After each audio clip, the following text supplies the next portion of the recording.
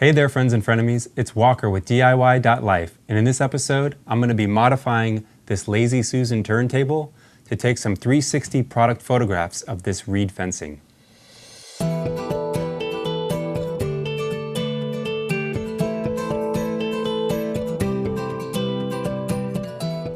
.360 product photography has become really popular on retail websites.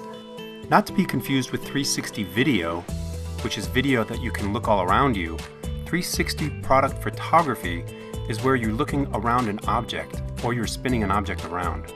There are two methods to create product 360s. The first is to use a 3D application and actually model an object in the computer.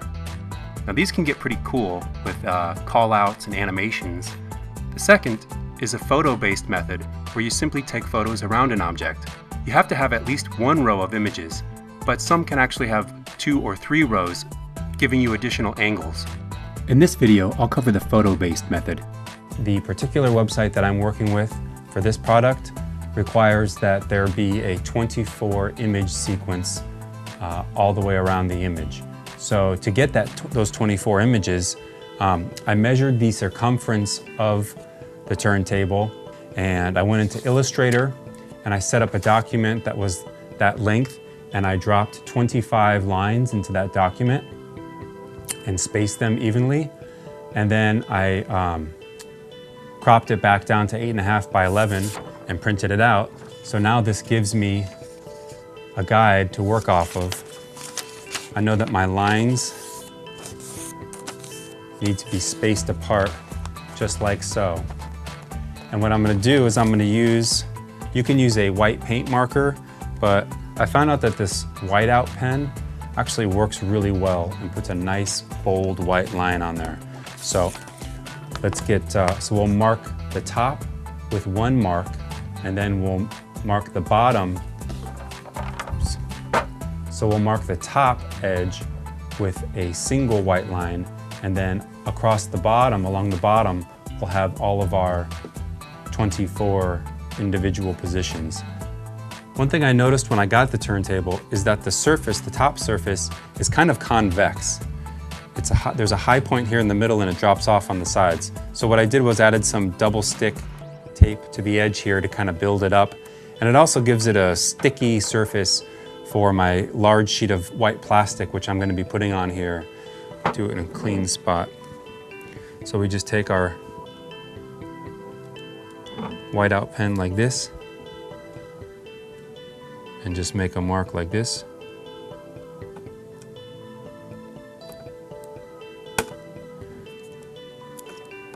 It gives me a nice white line on there, and I can go over it a couple times.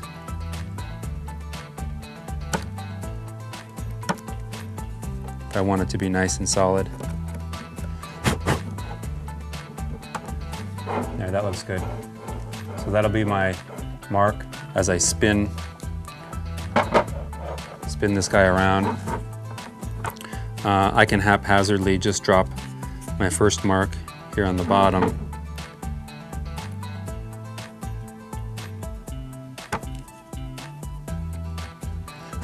Let's go there. And then I know if I have a mark there, my next mark needs to be here.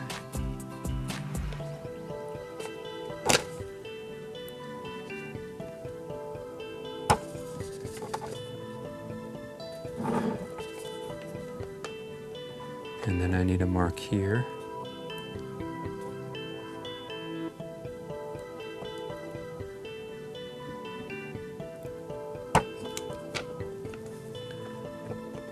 Just like that.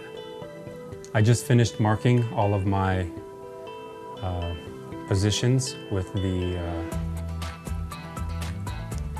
whiteout pen. Thing worked okay. And it was kind of nice because if I made a mistake, I could just scratch it off and make another mark. And if I do another project or a different 360 that requires, say, 30 positions, I can just remove them pretty easily and then put 30 on there. So it's fairly temporary, but you know, it holds on there, and you know, it holds up to some rubbing and and wear and tear, so I don't think they're gonna go anywhere. And they're nice and visible, and I just match them up like that as I spin the thing around and take pictures. So let's get a big piece of plastic on this, and let's lay out our reed fencing and shoot some 360s. Let's do it. To do this properly, you're really gonna want a seamless white background. So I would recommend getting a backdrop system such as this. If you wanna learn more about backdrops, check out my video in the upper right corner, right there, and you can watch and learn more about backdrops.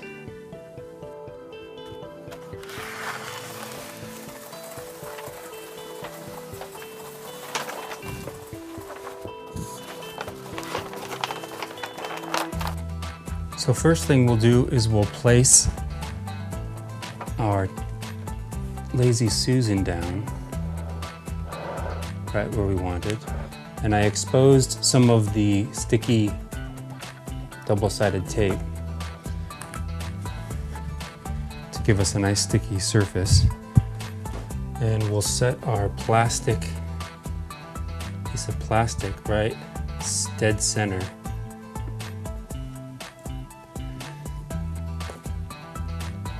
On there like that.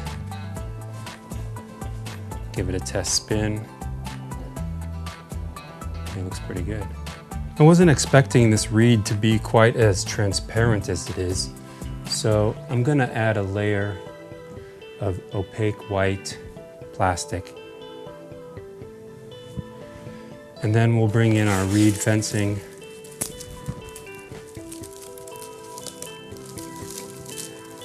And roll it out like that.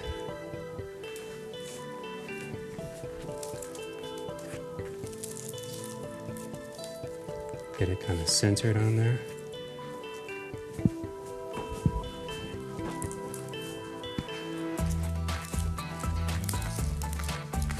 There we have spinning reed fencing.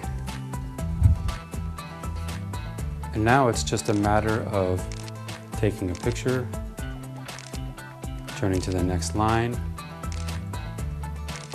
and repeat. Take another picture, turn it to the next line. Last thing to do is to bring the raw images into Photoshop and clean them up a little bit. Make sure the whites are white. I like to put all of them in layers in a single Photoshop document. That way I can see everything's matching up nicely. Oh, and it looks like our retailer has published our reed fencing 360. Looks pretty good.